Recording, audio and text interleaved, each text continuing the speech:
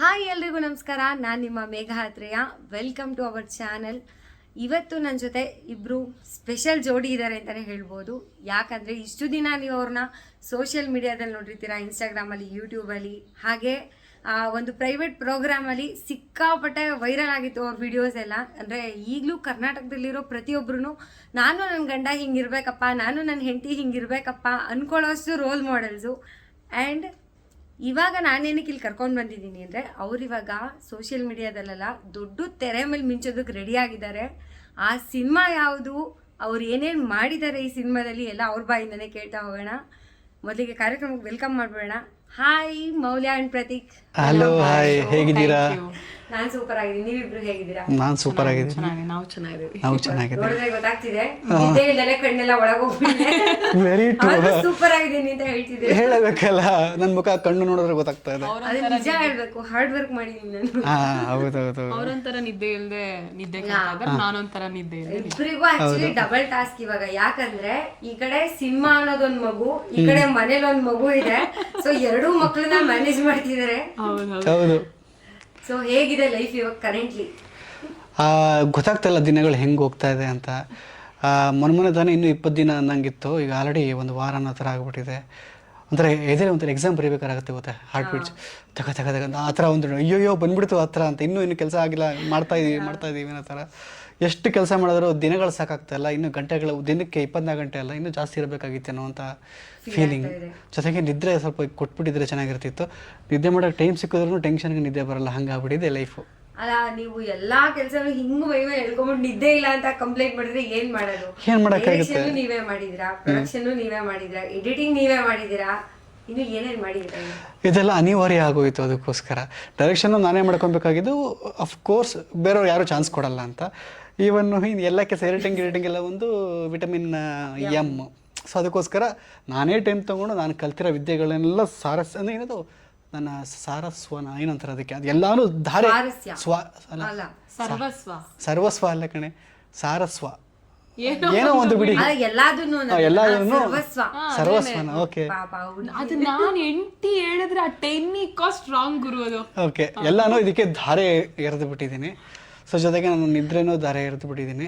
ನನಗೆ ಸಿನಿಮಾ ಮುಗಿದ್ಮೇಲೆ ಇನ್ನೊಂದು ವಾರ ಖಂಡಿತ ಅದು ಕೆಲಸ ಇದ್ದೇ ಇರುತ್ತೆ. ಅದು ಆಮೇಲೆ ರಗ್ಗ ಹಚ್ಕೊಂಡು ಗೊಬ್ಬರ ಹಾಕೊಂಡು 3 ದಿನ ಮಂಕೊಂಬಿಡ್ಬೇಕು ಅನ್ನೋ ಒಂದು ಆಸೆ. ಸದ್ಯಕ್ಕೆ ನಂಗೆ ಏನು ಆಸೆ ಅಂತ ನೀವು ಕೇಳಿದ್ರೆ ನಿದ್ರೆ, ಅದೊಂದು ಆಸೆ ಇದೆ. ಸೊ ಹಾಗೆ ಎಲ್ರಿಗೂ ಏನೇನೋ ಬೇಕು ಜೀವನದಲ್ಲಿ. ಈಗ ಸತಿ ನಿದ್ರೆ ಬೇಕಂತೆ, ಬೇಗ ಸಿಗ್ಲಿ, ಒಳ್ಳೆ ರೆಸ್ಟ್ ಸಿಗ್ಲಿ ಅಟ್ಲೀಸ್ಟ್. ಮೌಲ್ಯ ಅವರೇ, ಹೇಗಿದೆ ಲೈಫ್ ಇವಾಗ ಸದ್ಯಕ್ಕೆ? ನಂದಂತೂ ಹೇಗೆ ಹೇಳ್ತಾರೆ, ರೋಲರ್ ಕೋಸ್ಟರು. ಅವತ್ತು ಪ್ರೆಗ್ನೆಂಟ್ ಆದಾಗ ಸ್ಟಾರ್ಟ್ ಆಗಿದ್ದು, ಇನ್ನೂ ಸ್ಟಾಪೇ ಆಗಿಲ್ಲ ಪಾಪ. ಇವಳ್ದು ಒಂಥರ ನಡೀತಾ ಇದೆ. ಮಗು, ಪ್ರಮೋಷನ್ನು, ಜೊತೆಗೆ ಸಿನಿಮಾ ಎಲ್ಲಾನು ಇಂಪಾರ್ಟೆಂಟ್. ಸೊ ಹಾಗಾಗಿ ನಡೀತಿದೆ, ಬ್ಯಾಲೆನ್ಸ್ ಮಾಡ್ತಿದ್ದೀನಿ.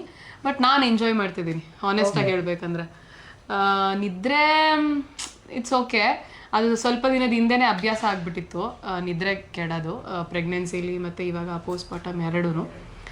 ಬಟ್ ಇವಾಗ ಧ್ರುವತಾರೆ ಸಿನಿಮಾ ಕೆಲಸ ಮಾಡ್ತಾ ಇರೋದು. ಅವಾಗ ಮುಂಚೆ ಸಿನಿಮಾ ಸ್ಟಾರ್ಟ್ ಆದಾಗಿಂದ ಇವಾಗಿನವರೆಗೂ ನಾನು ಧ್ರುವತಾರೆ ಅಂತ ಅಂದ ತಕ್ಷಣ ನಂಗೊಂದು ಏನೋ ಒಂದು ಎನರ್ಜಿ, ನಾನು ಎಂಜಾಯ್ ಮಾಡ್ತಾ ಇದ್ದೀನಿ. ಈಗ ಧ್ರುವತಾರೆ ಟಾಪಿಕ್ ಹೋಗಿ ನಿದ್ರೆ ಟಾಪಿಕ್ ಆಗ್ತದೆ ಅಲ್ವಾ? ಅವರು ತುಂಬಾ ಚೆನ್ನಾಗಿ ನಿದ್ರೆ ಬಗ್ಗೆ ಈಗಂತೂ ಇಂಪಾರ್ಟೆನ್ಸ್ ಜಾಸ್ತಿ ಗೊತ್ತಾಗ್ಬಿಟ್ಟಿದೆ. ಹೌದೌದು. ಸೊ ನಮ್ಮ ಕಷ್ಟಗಳನ್ನ ತೋಡ್ಕೊಂತ ಇದ್ದೀನಿ ಅಷ್ಟೇ, ಬೇರೆ ಏನೂ ಇಲ್ಲ. ಓಕೆ, ಮತ್ತೆ ಇವಾಗ ನಾನು ಮೌಲ್ಯ ಅವ್ರಿಗೆ ಕೇಳ್ತಿದ್ದೆ ಅವತ್ತು, ಏನಕ್ಕೆ ಈ ಸಿನಿಮಾ ರಿಲೀಸ್ ಟೈಮಲ್ಲಿ ನೀವು ಪ್ರೆಗ್ನೆನ್ಸಿ ಅದೆಲ್ಲ ಮಾಡ್ಕೊಂಡ್ರಿ, ಏನಕ್ಕೆ ಇಷ್ಟೊಂದು ಕಷ್ಟ ಆಗ್ತಾ ಇಲ್ವಾ ಈಗ ಎರಡು ಮ್ಯಾನೇಜ್ ಮಾಡೋಕ್ಕೆ ಅಂತ. ನಂಗೆ ಇವಾಗ ಅರ್ಥ ಆಯ್ತು. ಏನಕ್ಕೆ ಅಂದ್ರೆ, ನಾನು ಒಬ್ಬರೇ ನಿದ್ದೆಗೆಟ್ರೆ ಏನ್ ಚೆನ್ನಾಗಿರುತ್ತೆ, ಅವಳು ಕಷ್ಟ ಪಡ್ಲಿ ಅಂತ ಪ್ಲಾನ್ ಮಾಡಿರೋದು. ಇಲ್ಲ ಹಂಗೆ ಆತಲ್ಲ, ಐಡಿಯಾನೇ ಇಲ್ಲ ನನಗೆ ಹಿಂಗೆಲ್ಲ ಆಗುತ್ತೆ ಹಿಂಗೆಲ್ಲ ಹೋಗುತ್ತೆ ಅಂತ. ಬಟ್ ಒಂದಂತೂ ನಾನು ಹೇಳ್ತೀನಿ, ಅಂದರೆ ಮನೆಯವರಿಗೆಲ್ಲ ಪ್ರಾಮಿಸ್ ಮಾಡಿರೋ ಥರ, ಮದುವೆಯಾಗಿ 3 ವರ್ಷ ಆಗ್ತಾ ಇದೆ, ಮಗು ಯಾವಾಗ ಅಂತ. ಫಸ್ಟ್ ಈ ಮಗು ಪ್ರಿಪೇರ್ ಆಗ್ತಾ ಇದೆ, ಈ ಮಗು ಶೂಟಿಂಗ್ ಮುಗಿತಿದ್ದಂಗೆ ನಿಮಗೆ ಗುಡ್ ನ್ಯೂಸ್ ಕೊಡ್ತೀನಿ ಹಾಗೆ ಹೇಗೆ ಅಂತ ಅವ್ರಿಗೆ ಹೇಳಿಬಿಟ್ಟಿದ್ದೆ. ಆ ಒಂದು ಇದಕ್ಕೆ. ಬಟ್ ನನಗೆ ಐಡಿಯಾ ಇರಲಿಲ್ಲ. ನಾನೇನೋ ಒಂದು ಪೋಸ್ಟ್ ಪ್ರೊಡಕ್ಷನ್ಗೆ ನಾನೇ ಕೆಲಸ ಮಾಡ್ತಿರೋದಲ್ಲ, 1 ವರ್ಷ ಆಗುತ್ತೆ. 1 ವರ್ಷದಲ್ಲಿ ಪಾಪು ಬಂದ್ಬಿಟ್ಟಿರುತ್ತೆ. ಸೊ ರಿಕವರ್ ಆಗಿ ನಾವೆಲ್ಲ ಪಾಪುನ ಅದರಲ್ಲೇ ಬೇರೆ ನಮ್ಮ ಪೇರೆಂಟ್ಸ್ ಇದಾರಲ್ಲ, ಫುಲ್ ಬಿಲ್ಡಪ್ ಕೊಟ್ಬಿಟ್ಟಿರ್ತಾರೆ, ಎತ್ತು ಕೊಟ್ಬಿಡು ಕೈಗೆ ಮಿಕ್ಕಿದ್ ನಾವು ನೋಡ್ಕೊಂತೀವಿ. ಆಗ ಭರವಸೆ ಎಲ್ಲ ನಂಬಿಟ್ಟು ಹೌದಾ ಹಂಗಿರುತ್ತೆ, ಯಾಕಂದರೆ ನಮಗೆಲ್ಲ ಗೊತ್ತಿರವಲ್ಲ, ಎಕ್ಸ್ಪೀರಿಯನ್ಸ್ ಇಲ್ವಲ್ಲ. ಈಗ ಪ್ರೆಗ್ನೆನ್ಸಿ ಟೈಮಿಂದ ಇಲ್ಲಿವರೆಗೂ ಆಗಿರೋ ಇದು ನೋಡಿದ್ರೆ ಪೇರೆಂಟ್ಸ್ನ ನಂಬಲೇಬಾರ್ದು ಅಂತ ಒಂದು ಅಂದ್ಕೊಂಡು ಈಗ ನಾವು ಎರಡೆರಡು ಸಾಹಸ ಅನ್ನೋ ಥರ ಆಗೋಯ್ತು. ಐ ಥಾಟ್ ಅದು ಅಷ್ಟೊಳಗೆ ಸಿನಿಮಾ ರಿಲೀಸ್ ಆಗೋಷ್ಟೊಳಗೆ ಕೈಯಲ್ಲಿ ಪಾಪು ಇರುತ್ತೆ, ಓಡಾಡ್ತೀವಿ, ಫುಲ್ ಜಮ್ ಅಂತ ಇರ್ತಾರೆ, ನಿಮಗೆಲ್ಲ ಬಂದು ಇಂಟರ್ವ್ಯೂ ಕೊಡ್ತೀವಿ ಬರ್ತೀವಿ ಅಂತ. ಆದರೆ ನಿಮ್ಗೆ ಇಂಟರ್ವ್ಯೂ ಕೊಡೋಕ್ಕೆ ಹಿಂದೆ ಎಷ್ಟು ಬ್ಯಾರೌಂಡ್ ವರ್ಕ್ ಮಾಡಬೇಕಾಗಿತ್ತು ಪಾಪ ಈ ಹುಡುಗಿ ಅನ್ನೋದು ನನಗೆ ಈಗ ಗೊತ್ತಾಗ್ತಾ ಇದೆ. ನಾವಿಬ್ರು ಎಷ್ಟು ದಿನದಿಂದ ಫಾಲೋ ಅಪ್ ಮಾಡ್ಕೊಂತ ಇದ್ದೀವಿ. ಪಾಪ ಅವರಂತೂ ನನಗೆ ಕಾಲ್ ಮಾಡಿ ಮಾಡಿ ಅವರೇ ಸುಸ್ತಾಗಿ ಹೋಗ್ಬಿಟ್ಟಿದ್ದಾರೆ ಆಗ. ಅಂಡ್ ಧ್ರುವ ತಾರೆ ನೀವು ಹೇಳಿದ ಕ್ವಶನ್ಗೆ ಏನು ಉತ್ತರ ಅಂದ್ರೆ, ಧ್ರುವ ತಾರೆ ಇಲ್ಲ ಅದು ಮಾಡಿಲ್ಲ ಅಂತಿದ್ರೆ ಬಹುಶಃ ನಾನು ಮಲ್ಕೊಂಡ್ರೆ ಅದಂಗಲ್ಲ. ಧ್ರುವ ತಾರೆ ಮೊದಲನೇ ಮಗು ನಮ್ಗೆ.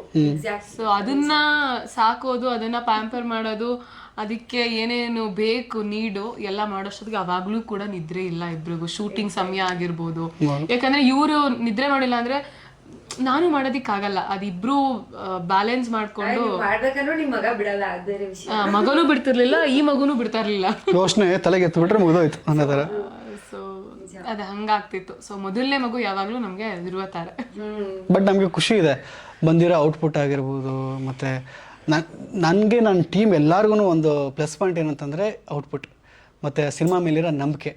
ಆ ನಂಬಿಕೆಯಲ್ಲಿ ಏನೇ ಈಗ ಜನ ಓಕೆ ಜನ ಹೊಸಬ್ರಲ್ವಾ ಸ್ವಲ್ಪ ತಗೊಳಕ್ಕೆ ಹಿಂಗಂತಾರೆ. ಹಿಂಗೆ ಥಿಯೇಟ್ರ್ ಒಳಗೆ ಬರೋವರೆಗೂ ಅಷ್ಟೇ, ಥಿಯೇಟ್ರಿಂದ ಆಚೆ ಹೋಗ್ತಾ ಒಂದು 10 ಜನಕ್ಕೆ ಒಂದು 20 ಜನಕ್ಕೆ ಹೇಳ್ತಾರೆ ಇಲ್ಲ ಇಲ್ಲ ಇಲ್ಲ ಕನ್ನಡ ಇವಾಗ ನೀವೇ ಹೊಸಬ್ರು ನಾವು ಹೊಸಬ್ರು ಅಂತ ಹೇಳ್ಕೊಂಡು ಕುತ್ಕೊಂಡ್ರೆ ಜನನೇ ಕ್ಷಮಿಸಲ್ಲ ನಿಮ್ಮನ್ನ. ಯಾಕಂದ್ರೆ ನಿಮ್ಮನ್ ಪ್ರತಿಯೊಬ್ರು ಇಷ್ಟ ಪಡ್ತಾರೆ. ಕರ್ನಾಟಕದಲ್ಲಿ ಎಷ್ಟು ಜನಕ್ಕೆ ನೀವು ಗೊತ್ತಿಲ್ಲ ಅಂತ ಕೇಳಿದ್ರೆ ಒಂದಷ್ಟು ಸಂಖ್ಯೆ ಬರ್ಬೋದು. ತುಂಬಾ ಜನ ನೀವಿಬ್ರು ಗೊತ್ತು, ಅಷ್ಟೇ ಫೇಮಸ್ ಆಗಿದ್ದೀರಾ. ಆಮೇಲೆ ಹೇಳ್ದ ನಾನು ರೋಲ್ ಮಾಡೆಲ್ ತರ ಒಂಥರ, ಅದೇ ಗಂಡ ಹೆಂಡತಿ ಅಂದ್ರೆ ಹಿಂಗಿರ್ಬೇಕಪ್ಪ ಅನ್ನೋ ತರ ಫೀಲ್ ಬರುತ್ತೆ ನಿಮ್ಮಿಬ್ರು ನೋಡಿದ್ರೆ. ಎಲ್ರಿಗೂ ಆ ಫೀಲಿಂಗ್ ಇದೆ. ನನ್ ಫ್ರೆಂಡ್ಸ್ ಎಷ್ಟೊಂದ್ ಜನಕ್ಕೆ ಅವ್ರ ಹುಡ್ಬಿಗೆ ನಿಮ್ ರೀಲ್ ಗಳೆಲ್ಲ ಕಳ್ಸ್ಬಿಟ್ಟು ನಮ್ ಫ್ಯೂಚರ್ ಅಂತ ಎಲ್ಲ ಟ್ಯಾಗ್ ಮಾಡಿರೋದು ನಾನು ನೋಡಿದೀನಿ.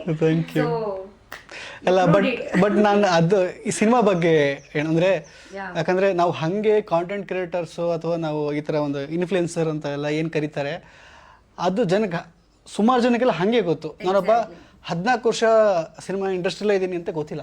ಸೋ ಟ್ರೂ, ಅದು ನಿಜ, ಯಾರಿಗೂ ಗೊತ್ತಿಲ್ಲ. ಸೊ ಅವ್ರ ಪಾಯಿಂಟ್ ಆಫ್ ವ್ಯೂಲಿ ಖಂಡಿತ ಇವ್ರು ಏನು ಗುಡ್ಡೆ ಹಾಕ್ಬಿಟ್ಟಿರ್ತಾರೆ ಅನ್ನೋದೇ ಇರುತ್ತೆ.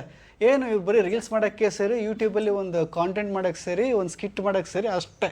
ಅದನ್ನ ಯಾರೋ ಮಾಡ್ತಾರೆ, ಇನ್ಯಾರೋ ಎಡಿಟ್ ಮಾಡ್ತಾರೆ ಅಂತ ಪಾಪ ಅವ್ರಿಗೆ ಇಮ್ಯಾಜಿನೇಷನ್ ಇರಲ್ಲ. ಇವ್ರನ್ನ ನಂಬಿ ನಾನು ಏನಕ್ಕೆ 150 ರೂಪಾಯಿ ಖರ್ಚು ಮಾಡಿ ಥಿಯೇಟ್ರಿಗೆ ಬರಬೇಕು ಅನ್ನೋದು ಡೌಟ್ಸ್ ಅವ್ರಿಗೆಲ್ಲ ಇರುತ್ತೆ. ಬಟ್ ಅದ್ರ ಹಿಂದೆ ನನ್ನ ಸಿನಿಮಾ ಮಾಡೋದು ಅಂತಂದರೆ ಈಗ ಬಿಗ್ ವ್ಯಕ್ತಿಗಳೆಲ್ಲ ಹೇಳ್ಬಿಟ್ಟಿದ್ದಾರೆ, ಜಗತ್ತಲ್ಲಿ ಏನು ಬೇಕಾದ್ರೂ ಮಾಡ್ಬೋದು ಹಿಂಗೆ ಅಂತ. ಅಂದರೆ ನಮ್ಮ ಶಾರುಖ್ ಖಾನ್ SRK ಅವರು ಹೇಳಿದ್ದಾರೆ ಒಂದು ಇಂಟರ್ವ್ಯೂಲಿ, ಸಿನಿಮಾ ಮಾಡೋದು toughest job in the world ಅಂತ. ಅಂದರೆ ಅದಕ್ಕೆ ದುಡ್ಡಿಲ್ದ್ರೆ ಸಿನಿಮಾ ಮಾಡೋಕ್ಕಾಗಲ್ಲ, ಬರೀ ಟ್ಯಾಲೆಂಟ್ ಇದ್ದರೆ ಸಿನಿಮಾ ಮಾಡೋಕ್ಕಾಗಲ್ಲ.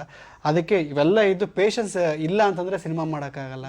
ಎಲ್ಲನೂ ಸೇರಿ ಸಿನಿಮಾ ಇವನ್ ಅದು ಮಾಡೋದಲ್ಲ, ಅದು ಆಗೋದು ಅಂತ. ಅದೊಂದು ಕೈ ಹಿಡಿಬೇಕು ಆ ಲಕ್ಷ್ಮಿ ಅಂತಂದರೆ ಚಾನ್ಸೇ ಇಲ್ಲ. ಬಟ್ ನಾನು ಒಂದಂತೂ ಹೇಳ್ತೀನಿ, ಸಿನಿಮಾ ಮಾಡೋದೇ ಒಂದು ದೊಡ್ಡ ಟಾಸ್ಕ್ ಆದರೆ ಅದನ್ನ ಕಂಪ್ಲೀಟ್ ಮಾಡಿ ಒಂದು ಸೆನ್ಸರ್ ಮಾಡೋದು ಒಂದು ಟಾಸ್ಕು, ಅದನ್ನು ಸೇಲ್ ಮಾಡೋದು ಇನ್ನೊಂದು ಟಾಸ್ಕು.